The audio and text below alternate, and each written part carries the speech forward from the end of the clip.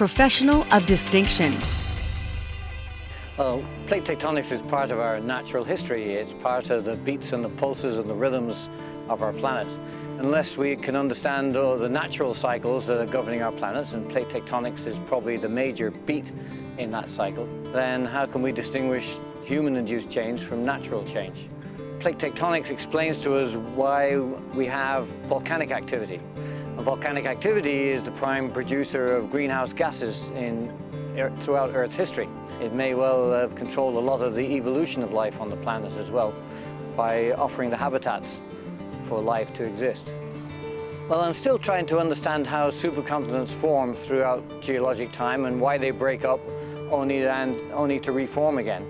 There are lots of tools that combine to help us deduce that the plates have moved in the past. For example, just around here in our state, those rocks actually over there, they have little cylindrical holes in them that people before my time came and took cylinders of rock out and looked at the magnetic particles in them. And from the distribution and the orientation of those magnetic particles, they were able to deduce that Nova Scotia was close to the equator when those volcanic rocks were erupted. This lava flow is about 450 million years old. It's very dark, which means it's rich in iron and magnesium. When this lava or magma came up to the surface, it was carrying gases with it. And those gases are like little bubbles, and they would have percolated out of the lava at the surface, and those gases would have gone into our atmosphere. And so in a way we're learning here also how our atmosphere was replenished through time through volcanic eruptions. How did I get interested in geology? I like to get out and get dirty and enjoy the great outdoors. I didn't quite fancy doing laboratory work in a poky little place with fume cupboards and the like, so I've been very fortunate. It was not in the master plan, that's for sure. Occupational health psychology focuses specifically on issues of health and safety in the workplace. So what leads people to be stressed out, how can we help that?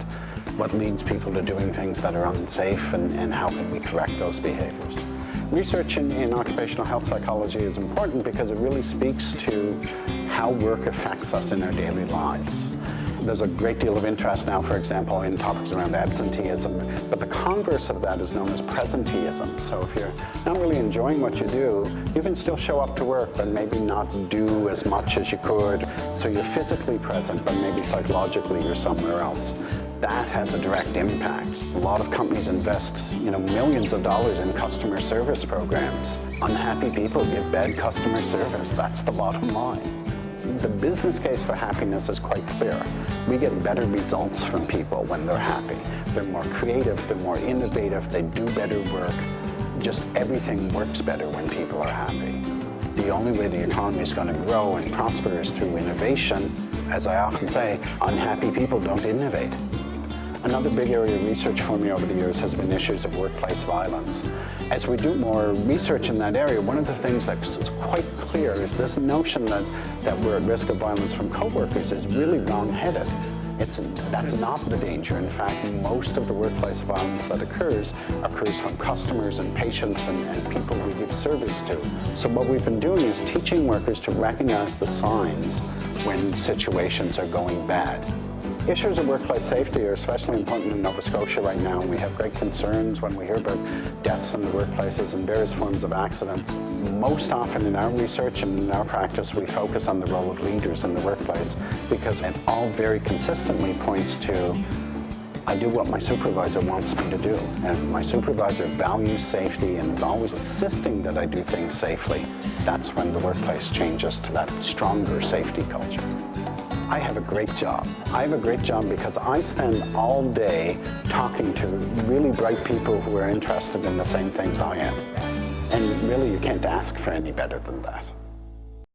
If we were looking at the last 100 years here in Canada, North America, most of Europe, the three big things that increased the survival rate were clean water and sanitation, immunization, and antibiotics.